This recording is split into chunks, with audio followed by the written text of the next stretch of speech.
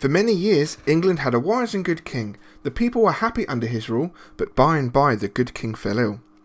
Soon, the greedy captain of the guard, Captain Pete, saw his chance to rob and terrorise the people. Without firewood to heat their simple homes and enough food to eat, people suffered terribly throughout the land. It seemed that no one could save the kingdom from a thieving Captain Pete, until one day. "Kindling! Fresh kindling!" called Mickey. Beside him, Goofy shouted, "Get your snow cones here, Plain and Rock and Twig." The two friends were hungry and cold too, but they tried to make the best of things.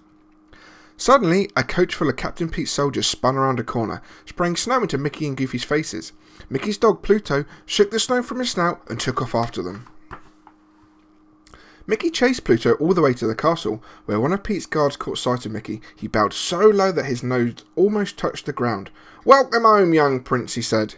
"You fool," growled Captain Pete. "Don't you know the prince is still up in his room?" He grabbed Mickey and was about to throw him out when the prince called down to Captain Pete. "That's no way to treat one of my subjects. Unhand the lad and send him up to me."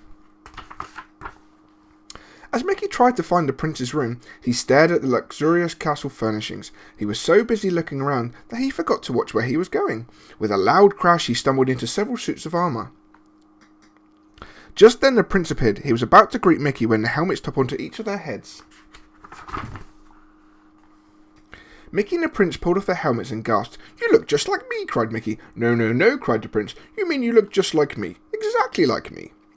Then the prince had an idea. "I could take your place for just one day. I'm tired of being a prince," he said. "I'm tired of studying and fencing, and never having time for myself. I like to see what's going on outside these castle walls." "If we swap clothes," he told Mickey, "you could live like a prince for a while, and I could walk around the kingdom just like an ordinary citizen." "But I don't know how to be a prince," said Mickey. "Don't worry," said the prince, as he gave Mickey some royal clothes. "To govern you need only to say, 'Splendid idea, I'm glad I thought of it,' and guard, seize him!" The prince put on Mickey's clothes, climbed through the window, and slid down a vine. "I'll be back in a wink of an eye," he called. Mistaking the prince for Mickey, Captain Pete grabbed him as soon as he reached the ground. Then he placed him into a catapult and fired him over the castle walls. "And stay out!" Captain Pete shouted. The prince landed on his face in the snow, and Goofy and Pluto ran over to help him. As soon as Pluto sniffed the prince, he knew it wasn't his master Mickey, so Pluto trotted off to the castle gate to wait for the real Mickey. "Gosh, Mickey," cried Goofy, "you shouldn't jump over the walls and land on your head like that. You could get hurt." Of course, the prince had no idea who Goofy was. "I'm Goofy, remember," said Mickey's friend. "So I see, my good man," the prince mumbled, "but I really must be going. Ta-ta!" Now Goofy was really confused. Mickey had certainly never talked that way before. Once the prince managed to get away from Goofy, he began to enjoy his new surroundings. "What a nice little place," he said to himself. "I really must try to come here more often." The prince was enjoying his walk when he spotted a little dog. Because he'd never had a pet before, he thought it would be fun to play with the little fellow. But the little dog had bigger friends, who thought chasing the prince would be even more fun. Back at the castle, Mickey was quickly becoming bored of the life of a prince. He didn't like spending his day taking all those lessons, not when he could be eating instead. Mickey licked his lips as Donald the prince's butler carved a giant turkey. Mickey was about to help himself, but Donald pushed him away. Your highness," said Donald. "Not yet, remember. I have to taste it first. What if one of your enemies is trying to poison you?" "What enemies?" asked Mickey, but Donald didn't answer. His mouth was too full, and before Mickey could get a taste, Donald had gobbled up everything on the platter. Outside the castle, the real prince quickly discovered that the greatest enemies of the townspeople were the king's own soldiers. Captain Pete had been ordering his men to steal everything they could carry. The prince was horrified. "As your prince, I command you to give back everything that you have stolen," he declared. "Prince," scoffed the soldier. "Oh, I'll get it. You forgot to wear your crown today," he said as he clobbered the prince with a pumpkin. "How's that for a crown?" Then the prince remembered something. "I can prove I'm the prince," he shouted. He showed him his royal ring, the only thing he had bought from the castle. Everyone bowed before the prince when they saw it, even the soldier who had a cart of stolen food. "It's the prince!" he cried. The prince quickly took charge of the food and began to give it back to the hungry people.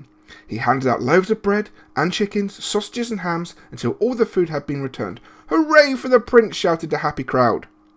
Not everyone was happy with the prince's kindness, least of all Captain Pete's spies, who ran off to tell him about what the prince was up to. Pete quickly found the prince and had him thrown into the castle dungeon. Donald was in prison too. The prince wept as he sat on the cold stone floor. Because he had changed places with Mickey, he had not been with his father when the king had died, and now Mickey, the pauper, would be crowned king. Suddenly there was a sound of heavy footsteps. Donald and the prince peered through the cell door to see what the tall dark figure coming towards them. He was carrying a very sharp axe. "It's the royal executioner," gasped Donald. "Captain Pete must have sent him." The prince and Donald shuddered as the executioner approached. To their great surprise, he tripped on the long robe and knocked the guards unconscious with the side of his axe. "Gosh, I sure am sorry," cried Goofy as he pulled off his hood. Donald grabbed the keys from Goofy and unlocked the door. Meanwhile, Captain Pete continued his evil plan. He was forcing Mickey to become the new king. To make sure that Mickey would obey his orders, Pete had kidnapped Pluto. Pete knew that Mickey would never do anything to put his dog in danger. With Mickey on the throne, Captain Pete would control the kingdom. Just as the crown was about to be placed on Mickey's head, Mickey ducked and said, "Stop! Captain Pete is a traitor! Guard, seize him!" "The boy's an impostor," shouted Pete. "But I am not," called out the prince, bursting into the room. As he rushed towards Captain Pete, he snatched a sword from a guard, and then fight was on. Goofy and Donald were trying to do their best to help the prince. Donald swung his axe and sliced the rope that held up a chandelier. It fell down on a whole crowd of soldiers. When the brave prince knocked Pete's sword out of his hand, the townspeople cheered. "Off to the dungeon with them," commanded the prince. The townspeople tied up Pete and his men and led them away. Then it was time for the ceremony. The real prince was crowned king, and the people could feel safe once more with a kind and generous ruler. The people all lived happily ever after, thanks to Mickey, Goofy, and Donald. And that is the end of this book. If you want to listen to some more stories, please go ahead and subscribe to the channel and or click on some of the other videos below.